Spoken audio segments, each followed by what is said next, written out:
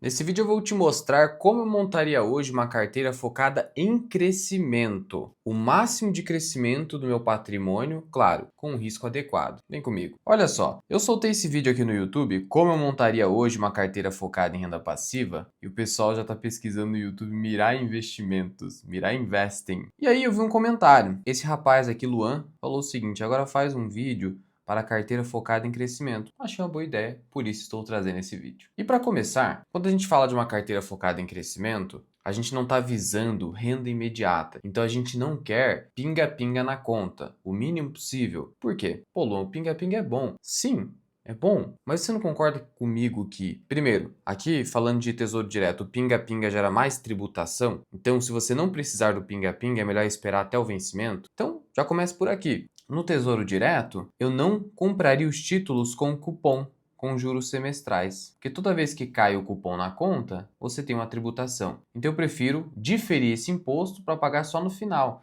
Então, ao invés de 2035 com juros semestrais, eu pegaria o pré-fixado 2032, além do IPCA+ 2029. Prazos mais curtos é preferível, sempre preferível. E o meu caixa, obviamente, é Tesouro Selic 2031, isso não muda nada. Agora, indo para a parte de ações, não teria fundos imobiliários, que eles atrapalham o crescimento. Eles geram ali a renda, maravilha, geram fluxo de caixa para a carteira, mas não teria fundos imobiliários, só ações. E aí falando aqui só de ações no Brasil. E a primeira ação que eu teria no setor financeiro, Banco Inter. Você tem as BDRs ou pode comprar diretamente no exterior. Mas mesmo que você invista diretamente no exterior, você está investindo em uma empresa brasileira. E por que o Banco Inter? Foco em crescimento. Paga baixos dividendos. O que acontece é o seguinte: por mais que o crescimento do Nubank seja mais acelerado no momento, o Nubank embute nos seus múltiplos muito otimismo. Então, obviamente, não é porque é de crescimento eu vou pagar qualquer preço. Se eu tenho uma alternativa tão boa quanto ou por aproximação e que eu consiga um valuation mais atrativo. Para os membros, eu soltei um vídeo detalhando o Banco Inter e o valor intrínseco. Por isso que eu entendo que hoje eu ficaria com o Banco Inter. Sendo o quê? Por mais que o ROI do Banco Inter no momento esteja abaixo de 20%, está ali em 15%, ele segue crescendo esse ROI e o plano é chegar a um ROI superior a 20% nos próximos anos. E ele tem conseguido cumprir esse plano. Sendo assim, com foco em fintechs no setor financeiro, banco mesmo, que o Banco Inter é um banco, eu pegaria o Banco Inter. Ainda no setor financeiro, eu teria como banco de investimento o BR Partners. Por que não o BTG? BTG maravilhoso, mas já está mais caro. E o BR Partners está oferecendo um ROI muito próximo ao do BTG, de novo por aproximação, aliando margem de segurança e alta qualidade, porque no BTG você já tem pouca margem de segurança, baixíssima. Então, nesse caso, eu teria o BR Partners, que sim, acaba sendo um pouco mais cíclico que o BTG, mas ainda assim, mesmo no cenário hoje de juros bastante elevados, o que prejudica o setor como um todo, o banco segue entregando um alto ROI. Aqui ele paga altos dividendos, mas o nível de rentabilidade que ele ostenta é de uma empresa de crescimento. Mas sim, concordo, BTG, se tivesse num preço mais atrativo, eu ficaria com o BTG hoje. Então você tem essas duas opções. E no caso do BTG, como ele paga poucos dividendos, payout baixo, inferior a 30%, seria até mais adequado. O problema mesmo está ali no preço. Mas se você me perguntasse, Luan, independentemente do preço, olha, isso não existe. Independentemente do preço. Precisa, no mínimo, mesmo sendo uma empresa excepcional, estar no preço justo. Se BTG está no preço justo, aí sim é o BTG, porque ele não paga altos dividendos. E finalizando o setor financeiro, eu ficaria com a Porto Seguro. Por quê? Muito embora eu prefira a Caixa de Seguridade como empresa, ela tem um payout muito elevado, de 90% mais. Então isso dificulta crescimento. Porque como é que você projeta o crescimento da empresa? Você pega e multiplica o ROI da empresa com o índice de retenção. Só que, o que você tem aqui de retenção? 10% do lucro, então fica difícil. Já a Porto, ela tem um payout menor. O payout dela fica ali abaixo de 35%.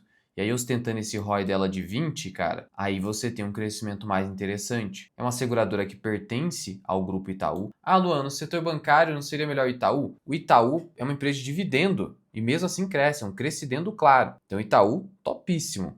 Até falei no vídeo anterior. Por quê? Porque eu considero uma empresa de dividendo, muito embora ela cresça muito bem, com uma alta rentabilidade. Já a Porto aqui, falando de seguradora, seria a empresa ideal, pensando em crescimento. muito embora, de novo, eu prefira a Caixa Seguridade. Veja, numa carteira de investimentos, você não precisa só focar em crescimento ou só focar em dividendos. Você poderia considerar ter os dois na sua carteira, as duas estratégias. O que mais importa não é a empresa ser uma alta pagadora de dividendo ou uma baixa pagadora de dividendo. O que mais importa é a empresa ser excepcional e estar abaixo do valor intrínseco. Esses são os dois grandes critérios que você deveria priorizar na montagem de uma carteira, na análise de empresas. Partindo para um setor que costuma ser visto como de dividendos, mas aqui as empresas são de crescimento, Equatorial paga baixos dividendos. Como é de costume desse setor, alto endividamento, tá? Geralmente acima de 3 vezes EBITDA. Isso é normal no setor, por quê? Porque você vai notar o seguinte aqui no Brasil: quanto maior a previsibilidade na geração de caixa de uma empresa, maior geralmente será o seu nível de endividamento. Porque, vamos lá, pensa comigo. Se eu sei que eu vou gerar 100 milhões de caixa e que esses 100 milhões tendem a evoluir ao longo do tempo por reajustamentos de índices de inflação, eu tenho a segurança de tomar dívida para aumentar os meus resultados, para me alavancar. O que acontece é o seguinte: se com capital de terceiro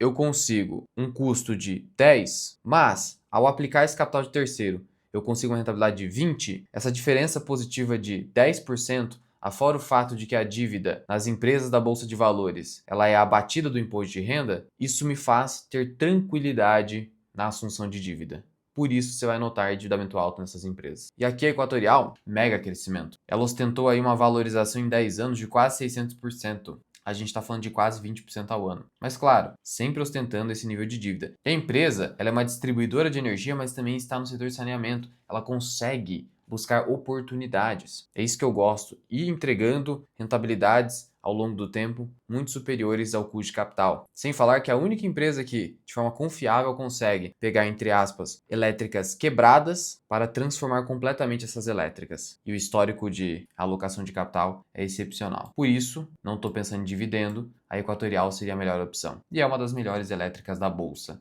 Pouco falado. Ainda temos a Energisa, outra empresa top desse setor. E aí eu ainda consigo um dividend yield maior e um múltiplo mais baixo. Talvez eu pensasse em Energisa, que entregou um retorno muito alto, tá? 431% em 10 anos, quase tão alto quanto Equatorial, mas está mais barato. Essas duas aqui, top, pensando em crescimento, viu? É no setor de distribuição e de saneamento onde a gente vê mais oportunidades hoje em dia. Geração, não tem tanto, e na transmissão, muito menos. Por isso que eu estou olhando muito mais para a distribuição hoje. Ainda eu teria Vivara.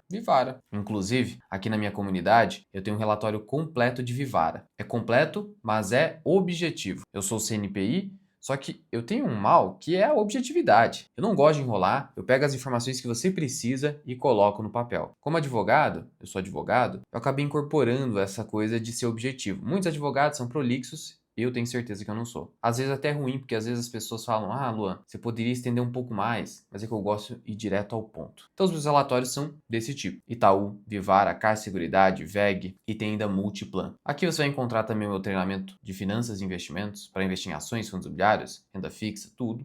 Valuation e os vídeos exclusivos que eu publico para os membros. Tá tudo aqui. Os meus insights, plano de preço teto, os movimentos que eu faço na minha carteira e respondo as perguntas dos membros, todas elas, e atendo às suas sugestões de vídeo. Então considere se tornar membro, veja todos os benefícios no link da descrição e no primeiro comentário fixado. É uma assinatura que você pode cancelar a qualquer momento, você consegue fazer o curso aqui tranquilamente em alguns meses. Pode cancelar se não fizer mais sentido para você, sem problema nenhum. Link aqui embaixo. Voltando em Vivara, é uma das poucas companhias da bolsa que consegue ostentar esse nível de rentabilidade com muita consistência. ROI acima de 20% por um longo período. Mesmo numa situação de um ouro que ficou mais caro, isso acaba impactando no custo da empresa, só que ela consegue repassar esse custo, tem um poder de preços interessante, trabalha muito bem a sua marca. Portanto, ela é varejo, só que com poder de preços. Olha o tamanho da margem líquida. Então não é qualquer varejo que é ruim. Uma empresa de produção integrada, verticalizada e com alto poder de preços, por que não? A Vivara certamente constaria de uma carteira focada em crescimento. Ainda, Vulcabras, outra empresa nesse sentido. Produção integrada, forte crescimento,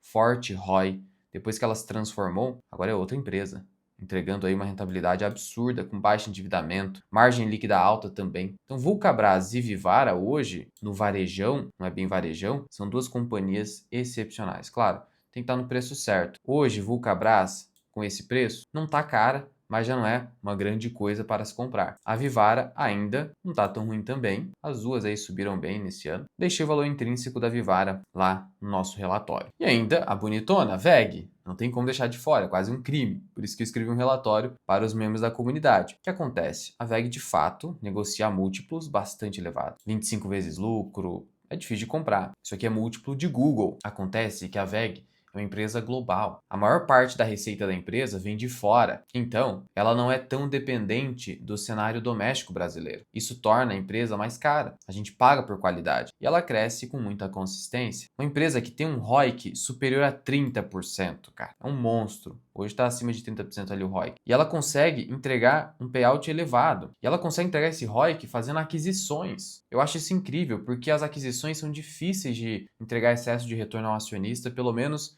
no curto e médio prazo. A empresa consegue fazer isso, então a VEG é excepcional. Então ela teria que estar na carteira, claro, não pagaria caro demais. Também coloquei valor intrínseco na comunidade, ali no relatório, mas hoje ainda caberia. Devagar, mas caberia. Outra empresa que estaria, Multiplan. O que acontece? Outra empresa de múltiplo relativamente alto. Aqui, você tem uma situação que é a seguinte. Ela tem o seu caráter cíclico, sim, por ser shopping, mas mesmo durante a pandemia, o choque ali da pandemia, entregou uma taxa de ocupação de 93% dos seus shoppings. Isso mostra a resiliência da Multiplan. E ela seria o shopping que está mais... Ela não é um shopping, né? São vários shoppings, mas uma administradora de shoppings que estaria mais preparada para uma redução do juro brasileiro. Uma redução drástica, a ponto de justificar a construção de novos shoppings, projetos Greenfield. Então, pensando nisso, ela seria uma empresa de potencial de crescimento forte. Sem falar que ela saiu recomprando ações com força. E lembrando que ela negocia múltiplos bem mais elevados. É costumeiro a empresa negociar acima de 20 vezes lucro. Então seria outra empresa que ainda caberia algum aporte. E que com certeza eu teria a intenção de inserir numa carteira focada em crescimento. E ainda tem uma empresa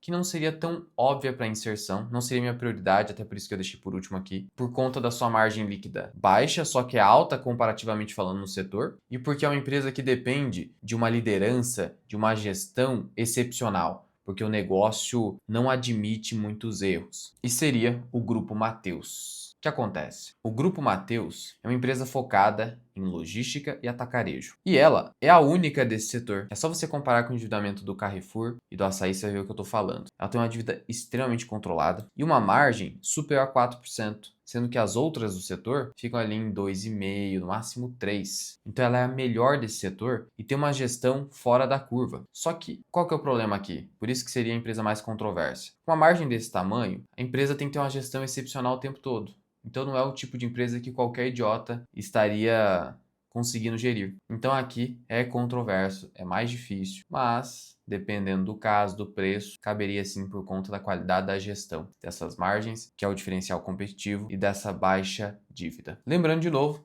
da nossa comunidade, tem o treinamento de formação Mira Investing, os nossos relatórios de análise e muito mais. E aqui em cima eu vou deixar um vídeo para você, onde eu te ensino a como calcular o preço teto de ações e fundos imobiliários.